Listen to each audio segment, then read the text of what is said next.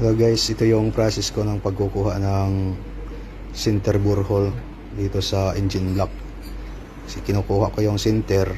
Ang importante dyan is alignment niya ng top X at saka Y, tapos yung 90 degree ng borehole. Yan, kasi makukuha yan yung difference ng bawat butas, babasahin yan ng probe.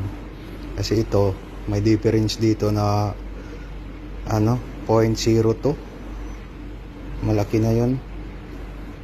Pero ito galing pa to sa galing sa manufacturer. Di din natin alam kung ano yung setup na ginagawa nila sa mga ganyan. Pinalakihan namin to kasi yung piston na gagamitin namin is 100.5. Ito, yung original nito is 99.5 to lang yata to, yung original niya. Yan. So after yan, ibuburay namin yan.